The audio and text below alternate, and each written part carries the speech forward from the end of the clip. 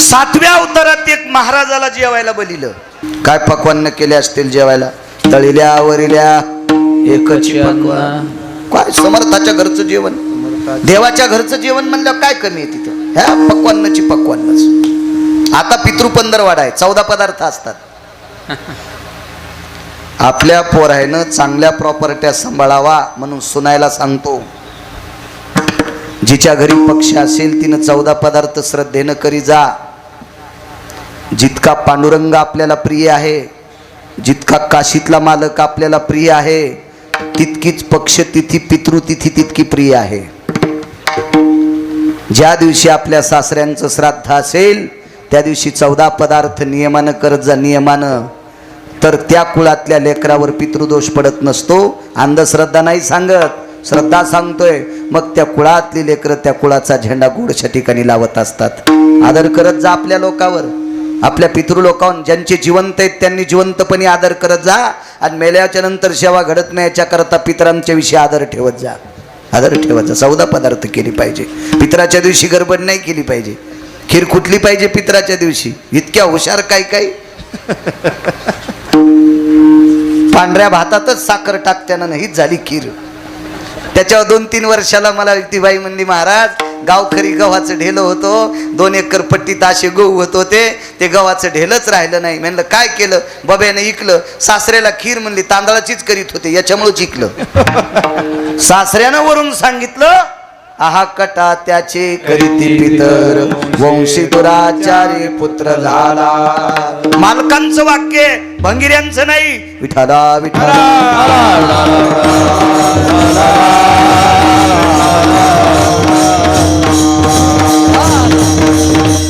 सज्जनांनो, देवाच्या आशीर्वादाची जेवढी शक्ती आहे, संतांच्या आशीर्वादाची जितकी शक्ती आहे, तितकी इंजिनियर साहेब आपल्या पितृंच्या आशीर्वादाची शक्ती आहे. तुका म्हणे पितृ आशीर्वाद देते, तुका म्हणे पितृ आशीर्वाद देते, तुका म्हणे पितृ आशीर्वाद देते, तुका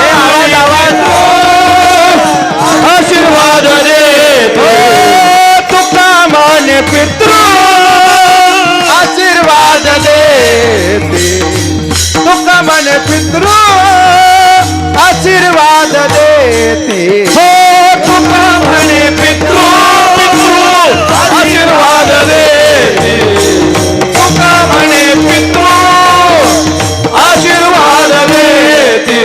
कल्याण इच्छिती तया कुळा, कल्याण इच्छिती तया कुळा. हो तुका म्हणे पितृ आशीर्वाद देते, तुका म्हणे पितृ आशीर्वाद देते. कल्याण इच्छिती तया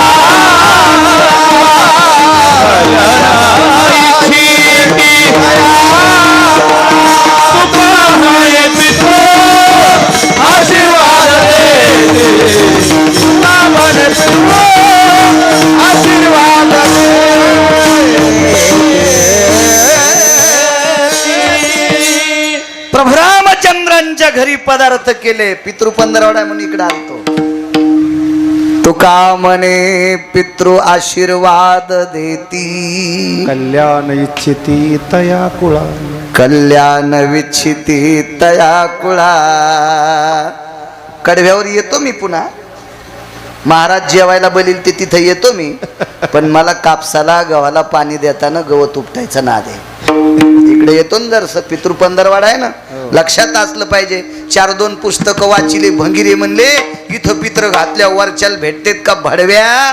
तुला या संप्रदायात यायचं नसेल तर येऊ नको, पण याच्यात जन्माला येऊन इथल्याचे वाभाडे काढू नको, नरकाला जाशील सोंबळ्या. विठाला विठाला.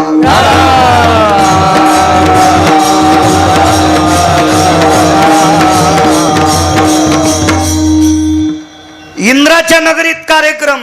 तुका म्हणे पितृ आशीर्वाद देती, कल्याण इच्छिती तया. इंद्राच्या नगरीत कार्यक्रम. फुलाची अडचण आली. इंद्र हा 33 कोटी देवाचा राजा. म्हणजे मंत्री, एक पद नाही मंत्री, एक मंत्री पद असल्यावर ह्या एकूण तिकून गाड्यान गुड्यान फौज फाटान किती थाट असतोय, तर 222 पद एकाच मंत्र्याला. काय वजन असेल त्याचं? हे म्हणलं आपल्याकडे फुलं नाहीत, जा खाली. रुक्मांगदाच्या नगरीत फुलं न्यायला आले. वेगात सांगतो वेगात, तू का म्हणे पितृ आशीर्वाद देती. जेवायला किती पदार्थ होते, याच्यामुळे इकडे घुसलो, पुन्हा येतो महाराजात तिकडं. ताण घेऊ नका. काय करायचं, बाहेरचं डिजेल चांगल्या रस्त्याने एसटी न्यायची, त्याच्या डोंगरात खडग्या खुडग्या नादळीत न्यायची. आणि मग खाली विमान आलं. बऱ्याच दिवस फुलं नेत होते, पण एके दिवशी तो फुलारी होता सांभाळणारा ती बाग, त्यानं सांगितलं कोणाचं विमान आहे. ते पडलं विमान खाली. हटकिल्या पुष्पक पडतसे. तिथं शब्द वेगळा आहे, पण कळण्यासाठी हटकिल्या वापरलाय. घरी गेल्या वाचा ना, वाचा घरी गेल्या. ते विमान खाली टेकलं.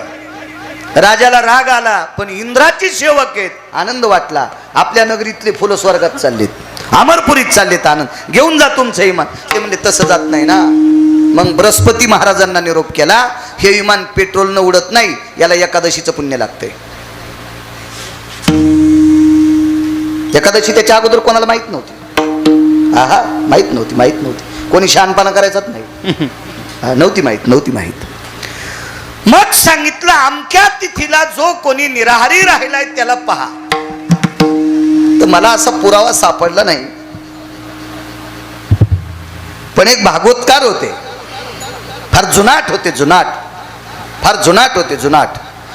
त्यांनी सांगितलं म्हणे पती पत्नीचं भांडण झालं, रागानं बायको 2 दिवस उपासी, दशमीला उपादशी एकादशीला उपाशी.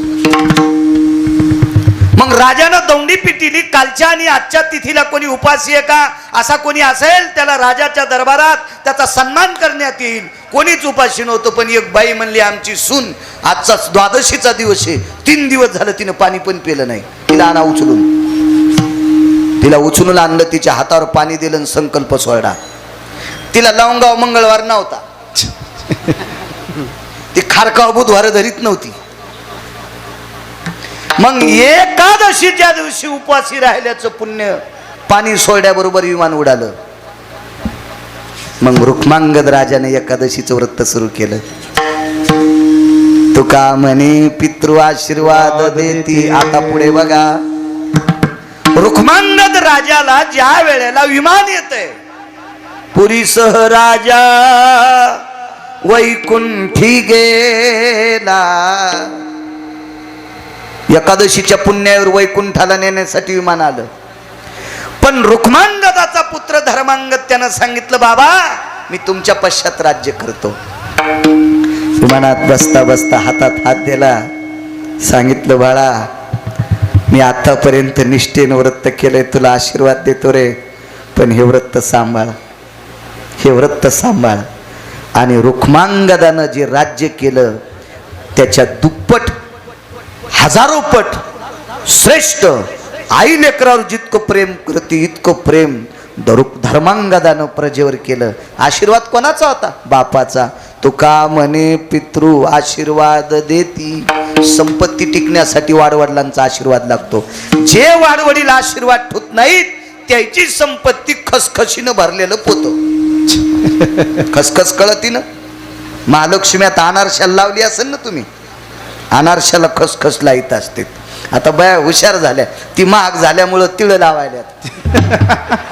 आमच्या घरी तिळं लावलेत. म्हणलं कस काय होते? नाही म्हणे तिळही छान लागते, पण म्हणलं अनारशाला खसखसच असते. तिळं बाजरीच्या भाकरीला असते. तू अशी चॉकलेट देऊ नको म्हणलं. विठाला विठाला.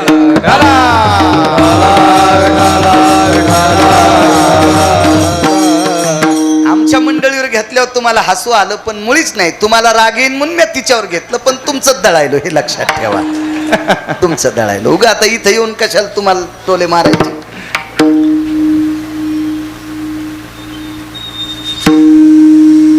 खसखशीचं पोत, त्याला सूक्ष्म छिद्र पण सहन होत नाही. तुम्ही परळीहून 1 क्विंटल खसखस पोतड्यात भोतात टाका आणि बैलगाडीत टाका, त्या पोत्याला दाब हंटवाचा. तुमच्या गावात येऊस तर पोत्यात 1 तोळा पण खसखस राहत नाही. आणि इथून परळी लोक बॅटऱ्या लावून पहा रस्त्यानं दिसत नाही. काही काहीची संपत्ती अशी जिरून जाती कापूर जिराल्यावानीच. याचा अर्थ असा आहे पितृलोक आशीर्वाद ठेवत नाहीत. चला, प्रभू रामचंद्रांकडे एक महात्मा, एक महाराज जेवायला येतो. महाराज लय अधिकारी महाराज. ते महाराज काय सामान्य महाराज नव्हते. त्या महाराजांनी प्रभू रामचंद्राला मदत केली. एक 2-4 नालायक होते, त्याच्यातले काही नालायक समुद्रात लपले आणि त्या अवतारात पंढरपुरातल्या मालकाला जरा समुद्र मानित नव्हता. त्या अवतारात समुद्र मानित नव्हता आणि समुद्रानं जर त्या अवतारात पंढरपुरातल्या मालकाला मानला असतं तर वानरायच्या हातानं सेतू बांधायचं काम पडलं नसतं. तुका म्हणे नळा सागरी तारी येल्या शिळा, सागरी तारी येल्या शिळा, सागरी तारी येल्या शिळा. तुका म्हणे नळा सागरी तारी येल्या शिळा, येल्या शिळा, सागरी तारी येल्या. नळ नावाच्या वानराच्या हाताने दगड तरंगावं लागले. समुद्रात सेतू बांधला.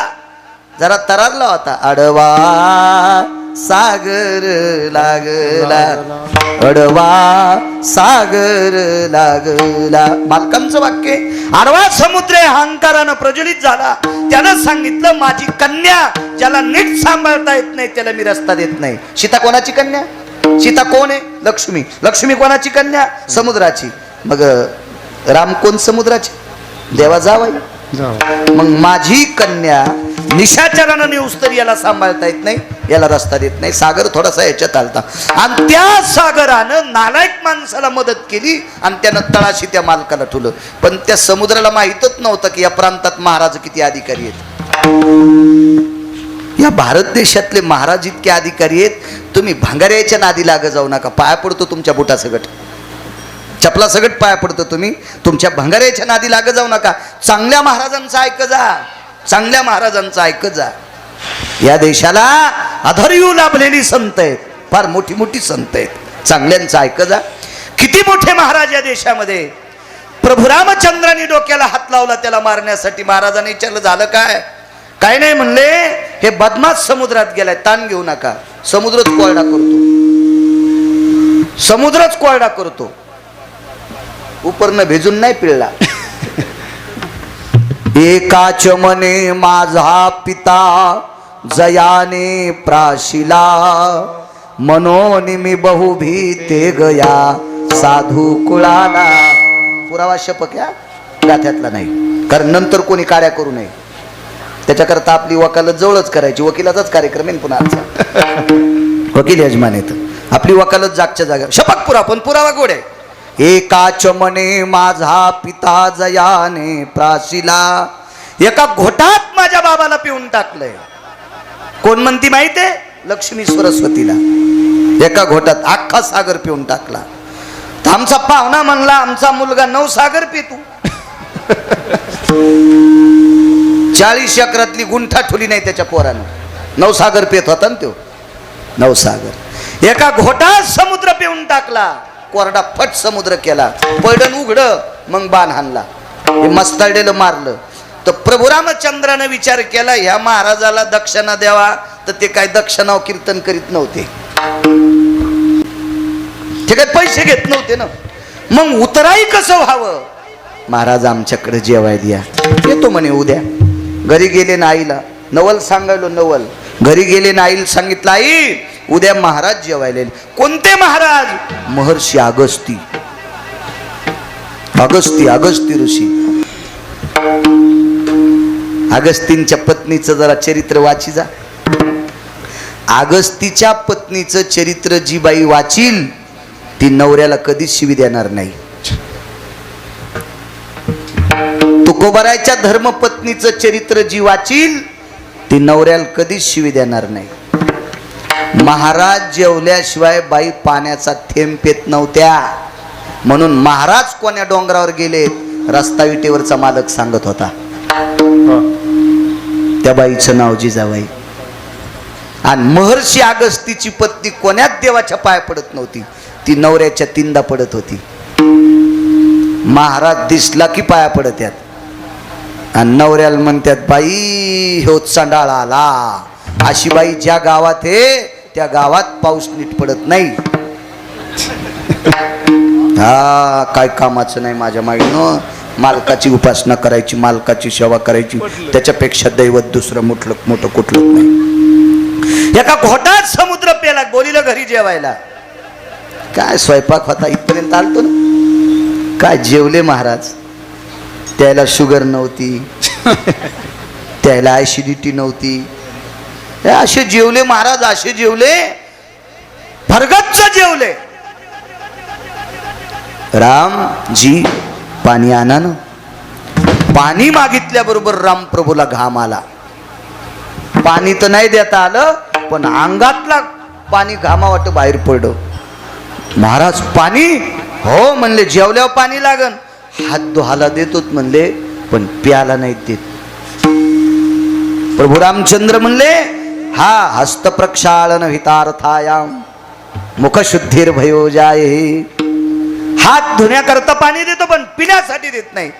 त्या महाराजांनी सांगितलं रामचंद्र हे काय जीव घालण्याची पद्धत आहे. अहो तुम्ही जीव घातलंय, मिष्टान्न पक्वान्न केलेत आमच्यासाठी, पाणी जर नाही दिलं तर कसं शक्य. माफ करा म्हणे, पुढच्या अवतारात पाणी पाजतो.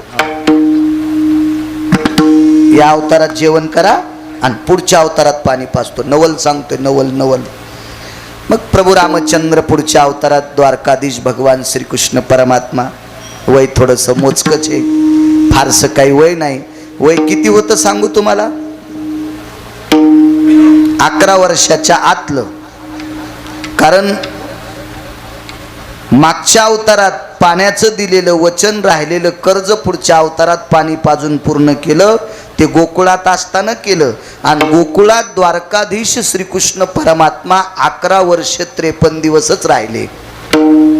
11 वर्ष 53 दिवस राहिले. तर एका माणसानं मला प्रश्न केला, महाराज सांदीपनींच्या आश्रमावर 9 वर्ष 12 दिवसाचा कसा काय काळ सांगता. 9 वर्ष 12 दिवस महर्षी सांदीपनींच्या आश्रमावर कृष्ण होते. मग कसे होते त्याला मी सांगितलं.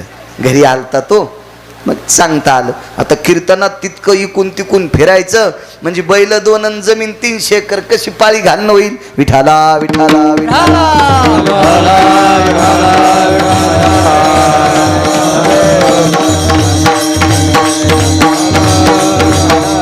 हा एखादा वरकड इतिहासातला किंवा बाकीच्या भंगाऱ्या गोष्टीतला एखादा शब्द जर माहीत नसताना गेला तर मी माफी मागन.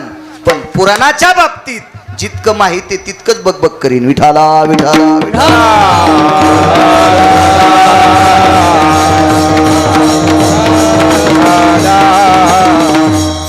11 वर्ष 53 दिवस गोकुळात राहिले. त्याच्यानंतर 54व्या दिवशी मथुरेत प्रवेश केला. म्हणजे 11 वर्षाच्या काळातला वय होतं. तेवढा काळ ते वय. आणि त्या वयात लक्षात आलं मागचं कर्ज शिल्लक आहे, त्याच्यातून उत्तीर्ण व्हायचं. करावं काय. दरवर्षी गवळी गोवर्धनाची पूजा करत होते. आपले इंद्राची पूजा करायचे. अमरेंद्रायत पुनितायाम यस सर्वानृणानाहम यत सर्वस्थितायाम शचीपतिभय स्थितो पुरंदरा स्थित व्याप्तायाम यति जयंती जयंतानाहम. जयंती कन्या, जयंत पुत्र, शची पत्नी, त्यांचा शचीचा पती इंद्र, अमरेंद्र, सुरेंद्र असे बऱ्यापैकी त्याचं नाव आहे. देवेंद्र खूप नाव आहेत त्याला इंद्राला. आणि तो त्याची दरवर्षी पूजा करायची त्या इंद्राची. या वर्षी द्वारकाधीश कृष्ण परमात्म्याने, गोकुळ निवासी कृष्ण परमात्म्याने बालवयात सर्व ज्येष्ठांना सांगितलं गोवर्धनाची पूजा करायची. या पर्वतावरचं गवत आपल्या गायी वासरं खातात म्हणून आजही पद्धत आहे. कृष्णादेवा आवर्षण जर पडला असेल तो गोवर्धन पूजा करण्याची पद्धत आहे. आपल्या गावाला एखादी उंच टेकडी असेल, त्या टेकडीवर गायी घेऊन जायच्या. त्या दिवशी गायी धुवायच्या, वासरं धुवायचे, काही बैल धुवायचे, म्हशी पण. बरं म्हशी पण आल्या त्याच्यात, शेळ्या नसत्यात मात्र. शेळ्याच्या बाबतीत मी वाईट बोलणार नाही, पण गोवर्धन पूजेला शेळी नसती. शेळी का नसती. कारण शेळीचं बीज हलकट आहे. शेळी हलकट नाही. शेळी ज्याच्यापासून जन्माला आली ती शेपुडी हलकट आहे. तिचा बाप हलकट आहे. बोकड्या नालायक आहे ना. बोकड्याला तिसऱ्या दिवशी बहीण कळत नाही. शेतकरी आहेत तुम्ही, त्याच्या करता शेपुडी वापरली नाही. इकडे विठाला विठाला विठाला.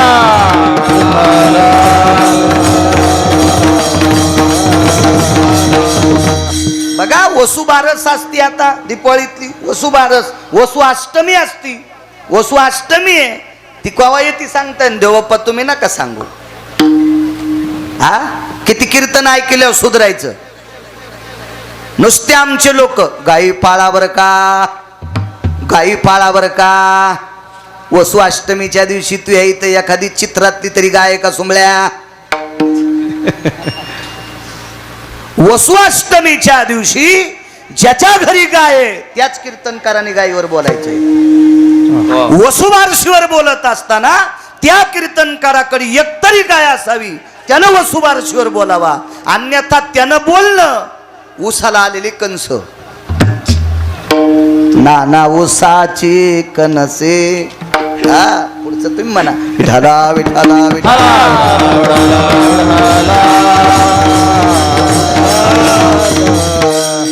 गाईच्या बाबतीत आहे, म्हशीच्या बाबतीत सुद्धा आहे. म्हशीचं पण पूजन करते ते एका दिवशी. हो, एका विशिष्ट प्रकारच्या दिवशी. ते दिवस घरी गेल्यावर पहा, गुत्त थोडं घेतलं मी सगळं सांगायला. त्या दिवशी म्हशी धुत असतात. म्हशीच्या शेपटीच्या वरच्या दोन्हीकडच्या दोन बाजू असतात. एकीकडे चंद्र काढतेत, एकीकडून सूर्य काढतेत. ते कावाचा काढीत नाहीत, ते चुन्याचा काढीत नाहीत, ते दह्यानं काढतेत किंवा लोण्यानं काढतेत. विठाला विठाला विठाला.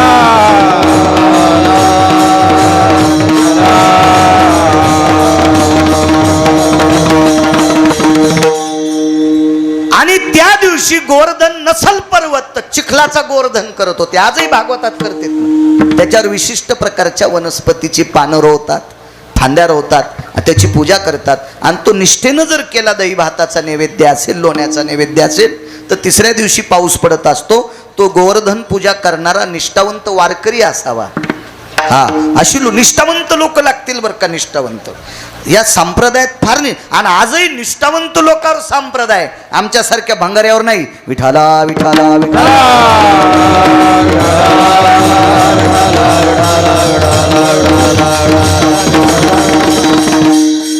जे घरातल्या लोकांसंग नीट राहू शकत नाहीत ते तुमचं काय कल्याण करू शकतील. ज्याला नाते गोते नीट सांभाळता येत नाही ते भांगारी तुमचं काय कल्याण करणार आहे. जगाचा मालक त्या लोकांना मानतोय जे विश्वाचे कल्याणकारी आहेत. अशी लोक लागतील तर तिसऱ्या दिवशी पाऊस पडत. मी परवाला एके दिवशी कीर्तनात सांगितलं होतं कुठंतरी की शंकराचार्य स्वामी रामांनी एका साध्वी स्त्रीचा चिमटा वाजल्यावर पाऊस पडतो. एक जण म्हणला महाराज तुम्ही महाराजांनी चिमटा वाजल्यावर म्हणला आम्ही गुतलोत रे. नाही तर आमच्याच्यानं पाऊस पडला असता, पण आम्ही गठुड्यात गुतलोत. गथुड्यात गुतला नाही असा महाराजच सापडला नाही. नाही त्या सुटली द्रव्य लोभ माया भस्मदंड छाया तरुवराची. भस्मदंड छाया तरुवराची. हो नाही त्या सुटली द्रव्य लोभ माया भस्मदंड छाया तरुवराची. भस्मदंड छाया तरुवराची. नाही त्या सुटली द्रव्य लोभ माया भस्मदंड छाया तरुवराची. याच्यात लग्न करणारे गुतले, लग्न न करणारे गुतले. कोणाला आवडत नाही आईसा कोणी दावा. हे जया नावडे कन्या पुत्र घोडे दाराधन. आवडत नाही असा माणूस आहे कुठं. म्हणून आमच्याच्यान पडत नाही. निष्ठावंत लोकांच्या हातानं गोवर्धन करण्याची पद्धत. आणि त्या गोवर्धनाची पूजा केली. गाई म्हशींना झालरी बांधल्या, घोडत्यांच्या पाठीवर झुली टाकल्या, शिंगांना नाना प्रकारचं वगैरे वगैरे काय काय सजवल्या, मुक्तांच्या माळा घातल्या. आणि त्या दिवशी इंद्राच्या सेवकानं सांगितलं आपली पूजा न करता गोवर्धनाची पूजा केली. आणि 33 कोटी देवाचा राजा 222 मंत्रीपद एकट्यालाच. ते मस्ताडून त्याला राग आला आणि रागाच्या भरात प्रमाथी नावाच्या वरुणाच्या कानात फुकलं. असा पाऊस पाड की गोकुळ शिल्लक नाही राहिलं पाहिजे. वृंदावन शिल्लक नाही राहिलं पाहिजे, मथुरा शिल्लक नाही राहिली पाहिजे, इथला कोणीच वाचला नाही पाहिजे. बापरे, उत्सवाच्या निमित्तानं सगळे गोवर्धनाच्या तिथे आले. करावं काय, येणे गिरी गोवर्धन उचलला. भगवंतानी गोवर्धन पर्वत उचलला आणि तो नखावर धरला. 11 वर्ष 53 दिवसाच्या आतलं वय. आता नेमकं पक्क नाही सांगता येणार, जर भेटला अभ्यास करायला वेळ तर ते पण पक्क सांगेल. 11 वर्ष कितव्या दिवशी किंवा 10 वर्ष किती महिन्याच्या नंतर किंवा 10 वर्षाच्या नंतर कितव्या दिवशी गोवर्धन पर्वत करंगळीवर उचलला सांगेल एके दिवशी. ना दे इचकायचा, घोडं तरी गोमाशील बसू देईन पण गध नाही बसू देत. विठाला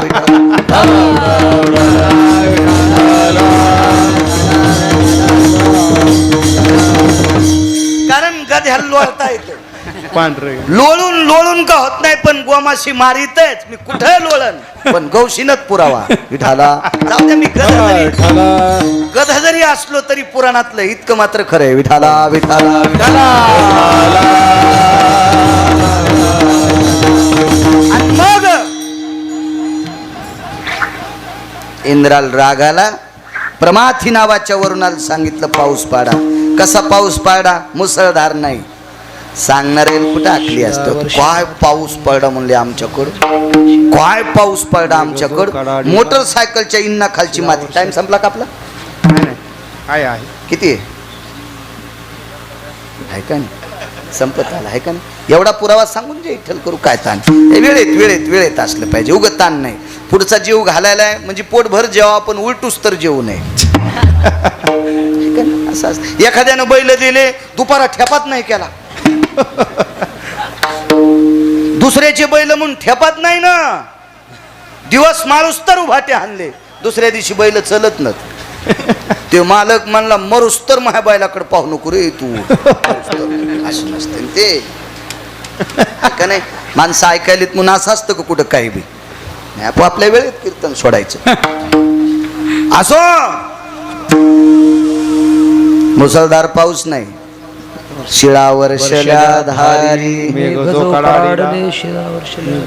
जो कडाडीला, शिळा वर्षल्या धारी रक्षिले गोकुळ वो नखी धरी लागिरी निर्भय लोक पाळ अवतरले हारी. जय देवा कृष्ण नाथा राई रुक्मिणी कांता आरती ओवाळी तुम्हा देव के सोता. जय देवा कृष्ण नाथा रक्षिले गोकुळ वो नखी धरी लागिरी. तया पृष्ठावरी एका प्रजन्य थेंबुटा लहरी. त्या गाईच्या पाठीवर एक पावसाचा थेंब पडल. काय इंद्राची मायवेली, काय हिंमत आहे त्याची गाई भिजवायची? अद्याप नाही. हत्तीच्या सोंडेसारख्या धारा पडल्या. काय पाऊस पडत असेल कल्पना करा. 14 समुद्रा इतकं पाणी वाहत होतं. 14. आता करायचं काय? गवळ्यांनी विचारलं कृष्णा हे पाणी किती गाव मरतील, किती गाव बुडतील? काळजी करू नका. पाचारीला वासुकिओ, पाचारीला वासुकिओ. 9 वेळेला वासुकीला बोलिलं, एकदा समुद्र मंथन करताना बोलिलं, एकदा अति पाऊस पडला तेव्हा बोलिलं. बाकीचं पान पुन्हा आहे का नाही बघितलं पाहिजे. बाकीचं काही दुकानावर घ्या ना, दुसऱ्या एकाच दुकानावर सगळ्या वस्तू कशा भेटतील. आता वासुकीला आमंत्रित केलं आणि त्याला सांगितलं ऐके उरंगा, ऐके उरंगा, ऐके रे उरंगा. उरंग म्हणजे सर्प, याच्याकरता पुन्हा पुन्हा उरंग उरंग म्हणलो. ऐके ददुशुका म्हणजे सर्प, ऐके व्याळा, व्याळ म्हणजे सर्प. सर्पाला फार नाव आहेत. हे उरंगा आता तू याचा आळ कर. जैसा मंद्राचळ कवळीला आयसा सव्य भागे कवळावा. जसा मंद्रचळ मधातून कवळीलता रई मंथन करत असताना आता सगळ्या बाजूनं गिरी गोवर्धन, हा गोवर्धन तो कवळायचा आणि एका जाग्यावर त्याचं दार काढून दे. 14 समुद्राचं पाणी एका जाग्यावर, चौकून शेषाचं आळं, वासुकीचं आळं आणि एका जाग्यावर असं पाणी.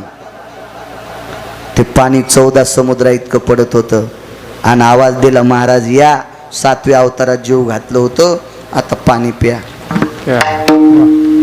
म्हाताऱ्यानं तोंड लावलं, तिथं पाणी पिऊच लागलं. इंद्राला राग आल्या, हत्तीच्या सोंडेसारख्या धारा पडू लागल्या. मुसळधार पाऊस कशाला म्हणते त्याची व्याख्या सांगत नाही, आता टाइम संपला ना आपला. कशाला मुसळधार तरी सांगतो. पन्हाळा खाली पडलेलं पाणी, त्याचा खड्डा व्हावा आणि त्याच्यात 5-7 म्हशीचे लेकर पोहावा. म्हशीला झालेले 10-15 दिवसाचे हाले वघारी त्याच्यात पडल्यावर पोहावा, एवढा खड्डा पन्हाळाच्या पाण्यानं पडावा, तवा मुसळधार पाऊस म्हणते. पत्राचे दूर्ण व्हावा कडी खाला. आपण कशाला काय पाऊस झाला हो. बाई रानातून आली तो पदर नाही भिजला तरी पाऊस झाला. कशाला म्हणतो आपण, कशाला काही म्हणतो, जाऊ द्या. असो, हत्तीच्या सोंडेसारख्या धारा 14 दिवसात, 7 दिवस आणि 7 रात्रा पाऊस पडतच होता. मालक नाही दमला, म्हातारही पाणी पेता पेता नाही दमलं. म्हातारं म्हणजे ते महाराज बरं, ते गुटखा खात नव्हतं, ते तंबाखू खात नव्हतं, ते मंदिरात पते खेळत नव्हतं, ते कोणाच्या सोयरिकी मोडीत नव्हतं, हो कोणाचं इचकीत नव्हतं. हा, असं लय हुशार म्हातारं होतं ते. हुशार म्हातारं पाणी पिऊच लागलं, पण जोर जोरात कर झाल्यावर म्हाताऱ्याला राग आला. ए काय मस्ताडा रे, तू काय समजायला याला, अशी तुझ्यासारखी कोटी जन्माला आले तरी भेट नाही, बंद कर पाऊस. खालचं लय अधिकारी होतं ना, इंद्राला सांगितलं बंद कर बंद कर, पाऊस बंद झाला. आणि मग इंद्रानं कामधेनू नावाची गाय आणली आणि भगवंताला गायीच्या दुधानं अभिषेक केला कामधेनूच्या, म्हणून देवाला गोविंद नाव त्या दिवशी पडलं. असं भागवत सांगते, गावचा बाळू नाही. गोविंद नामने यजायते अमरेंद्रायाम धेनुयाम सुरधेनुयाम घ्रते दुग्धे शुभयस्थिता अभिषेक विनियोगेन पंचगव्या स्थितो जय. आमचे देवा करत असतात अभिषेक, त्यांना माहीत. आणि सात्विक माणूस, त्यांचे वडील लय अभ्यासू होते. उत्तम देव म्हणायला 1 घंटा लागायचा. त्रिकाल दर्शी लोक होते ते फार. अहो बाळाचा चेहरा बघितल्याबरोबर भाकीत सांगणारी लोक होते. वाचा शुद्धी पावाल, आज्ञापक व्हाल, अशी लोक होती काही काही काळात. कारण ते आचरण सांभाळणारी लोक होती आणि निष्ठावंत, त्याच्यामुळं त्यांनी टाकलेला शब्द कधी खोटा होतच नव्हता. अशी अधिकारी लोक होते. असो, जाऊ द्या बाकीचं.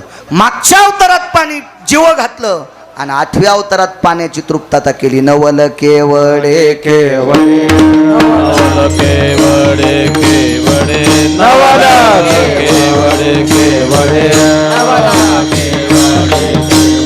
नकळे कान्होबाचे कोडे, नकळे कान्होबाचे, नकळे कान्होबाचे कोडे, नकळे कान्होबाचे, नकळे कान्होबाचे कोडे, नकळे कान्होबाचे. नवल केवढे केवढे, नवल केवढे केवढे, नवला केवारे केवारे, नवला केवारे केवारे, नकळे कान्होबाचे कोडे, नकळे कान्होबाचे कोडे, नकळे कान्होबाचे कोडे, कान्होबाचे कोडे. नवल केवढे केवढे, नवल के